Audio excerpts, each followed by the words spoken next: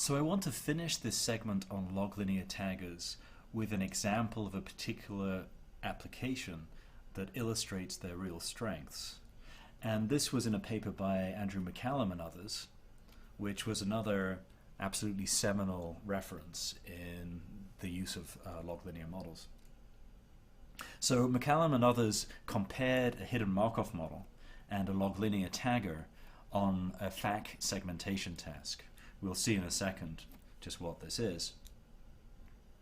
But the main point is that in this particular domain, modeling the conditional probability of a word given a tag is very difficult. So remember that HMMs had two types of parameters. For example, a trigram tag parameter, the probability of V given T of U, and then emission parameters, word given tag. This can be a difficult distribution to model, and it really hampers the ability of HMMs to take into account complex features when you build tagging models.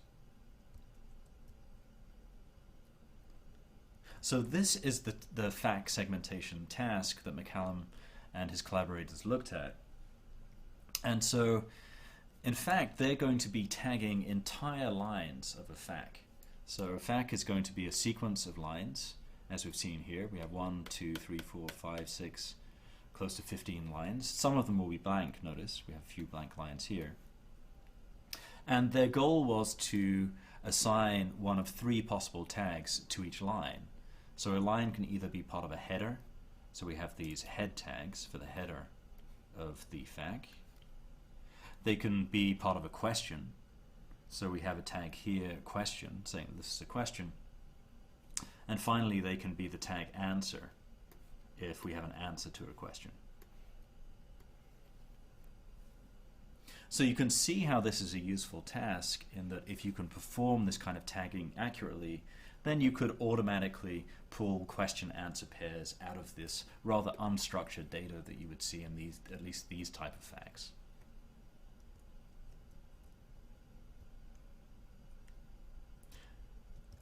So one thing that's worth noting is that each word in this tagger is an entire sentence.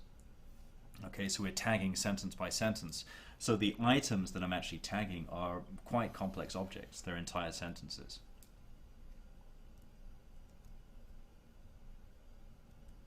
So it'll be critical in this model to make use of various features of entire sentences, or entire lines rather. So here are some features that are used in this work by McCallum and others. And these are generally binary features which will be true or false for a particular line. So we could ask whether a line begins with a number, whether it begins with an ordinal, whether it begins with punctuation, whether it begins with a question word, where these will be in a sort of closed set of words like who, where, what, and so on. We can look at whether the line is blank, whether it contains an alphanumeric, whether it contains a number, and so on and so on. So you can imagine making up a whole bunch of features of individual lines which might give some strong evidence about the content of that line, and most importantly would give strong evidence about whether it falls into one of those 3 categories, a header or a question or an answer. So we can now describe the features that we used within the log linear tagger in this work. And they're really rather intuitive. They are going to look at properties of each line, for example, the fact that a line begins with a number, in conjunction with the current tag, say question, and also the previous tag. So in this case, we're going to look at a bigram of tags. Remember, we always have the ability to look at the previous 1 or 2 tags in the context. And in addition, we look at some feature of the line, for example, the fact that it begins with a number, or it contains an alphanumeric, contains a non-space, contains a number, and so on and so on. And so this is the basic set of features which were used in the log linear tagger.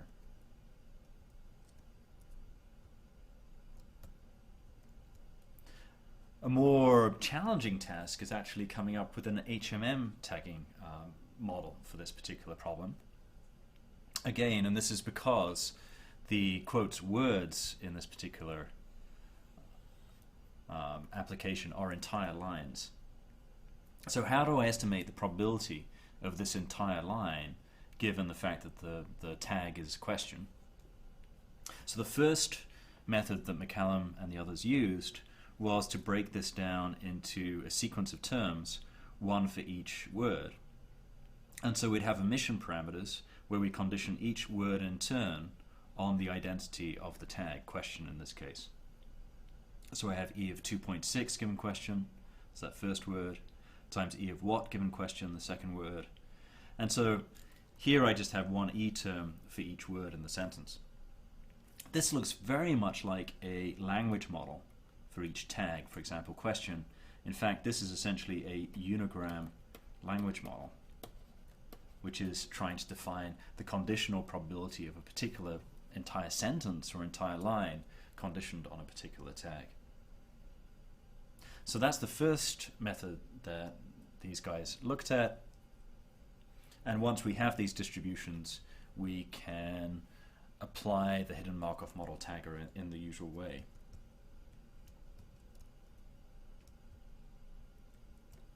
Here's the second method they used.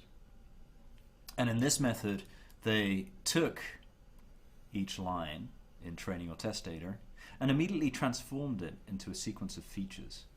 So in this case, we'd have a sequence saying that it begins with number, contains alphanumeric, contains non-space, contains number, previous is blank, which means that the previous line is blank, for example.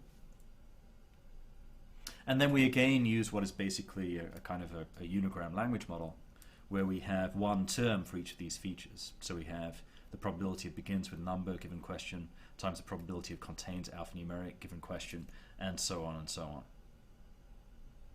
So it looks very much like the model on the previous slide, but we just go through this transformation step first, which extracts the important features from each individual line rather than simply staying with the words.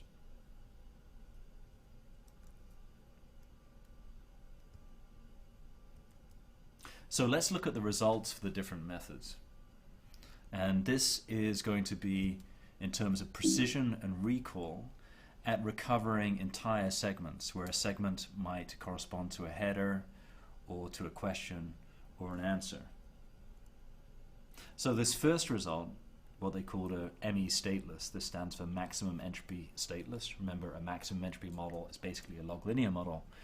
This was a log linear model, but where there was no conditioning on the previous two tags in the context. We only conditioned, in each case, on features of the individual line being tagged.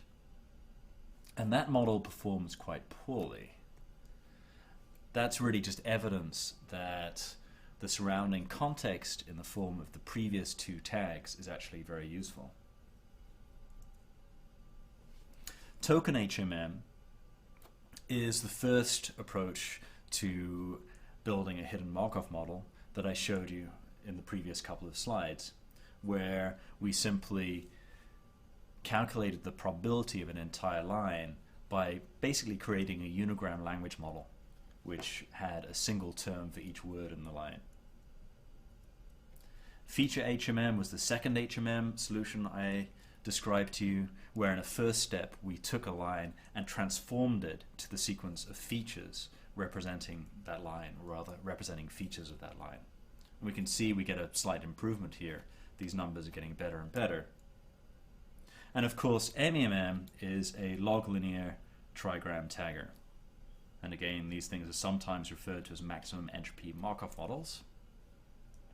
So an MEMM performed considerably better than any of these other methods. There's a very clear advantage over hidden Markov models.